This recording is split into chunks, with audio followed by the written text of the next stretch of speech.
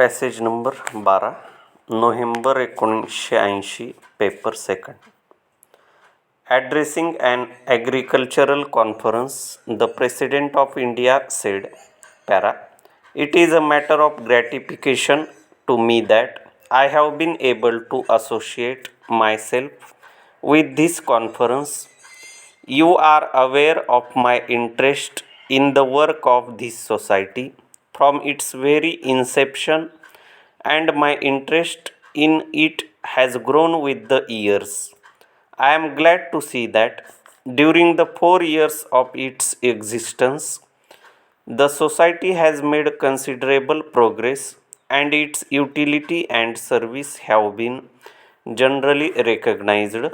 I am also glad to see that your work published in your journals has been recognized not only in this country but in other countries as well. It is indeed heartening to know that all those who are interested in agriculture take a keen interest in the work of a society like this. Para. We know that the whole question of planning is dependent more or less on correct statistical data. When we deal with a vast country like India, with its great variations in the quality of the soil and in the nature of the people, we have to be very careful in collecting statistics which would give us accurate data for making plans for the future. Last year, I drew your attention to some aspects of agricultural statistics. I mentioned to you that I would welcome statistics with regard to the cost of agricultural produce, particularly of the sugarcane crop. Para. You have been evolving the method of random sample surveys, and I understand that you have been able to devise a plan which gives accurate data. So far, you have confined your work only to two crops, namely rice and wheat. But I feel that our information on agricultural produce will not be complete until we have covered all the crops. You have also very largely confined your activities to statistics regarding produce, and you have not covered the area under cultivation. The latter, I think, is as necessary and essential for a correct estimate of our food requirements and our food supplies as statistics about the produce. Unless we know the exact acreage under various crops, we cannot get complete figures about that produce from all crops in these areas. It is therefore a good thing that a scheme has been drawn up by the environment which will help you collect these statistics. Para. There is another aspect of the question which has to be investigated. We have for some years laid great emphasis and spent large sums of money on the Grow More Food campaign. We have achieved certain results, but I do not know how far these results are accurate. These are reached by finding out what the increase in the produce is likely to be by the application of a particular method, as for example, the introduction of improved seeds, better manure, better irrigation facilities, and the application of improved methods of cultivation. I think the only way in which increased yield is calculated at present is by multiplying the unit by the number of mounds which 1 acre is expected to produce. I am not sure if it is a very good method because the application of these improved methods depends upon several factors in which the human factor is very important.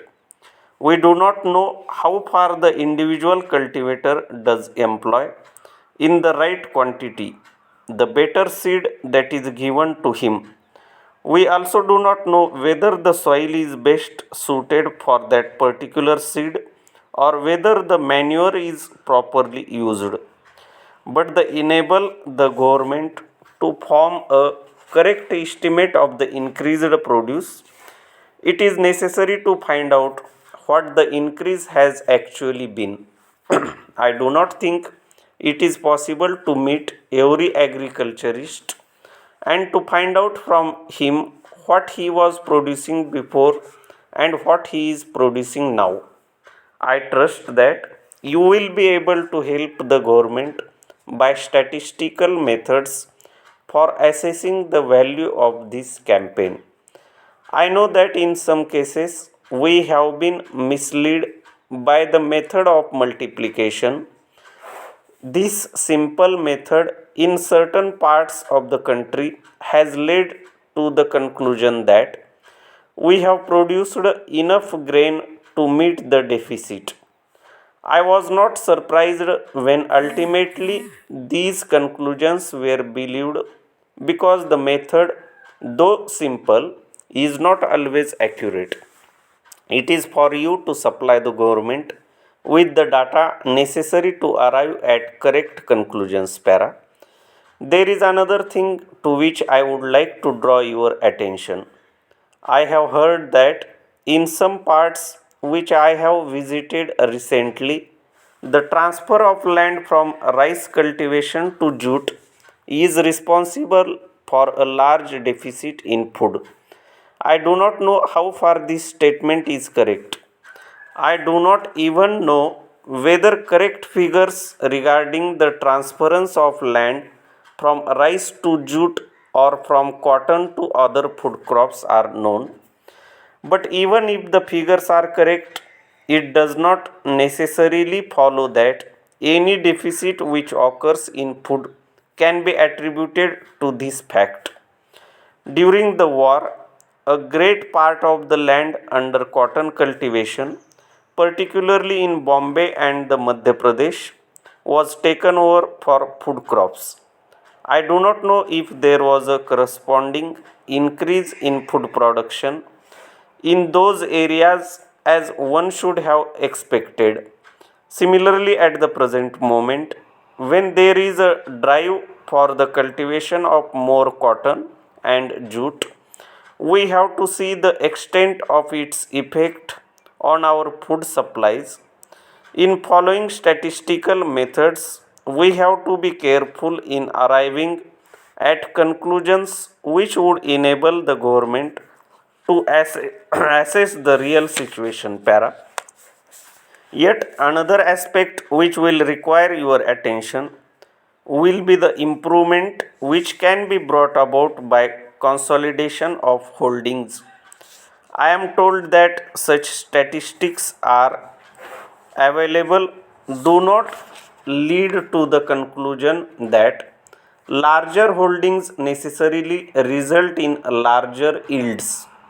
You will have to judge the result of the application of large scale cultivation and to see to what extent increase in the size of holding results in a proportionate increase in the yield per acre.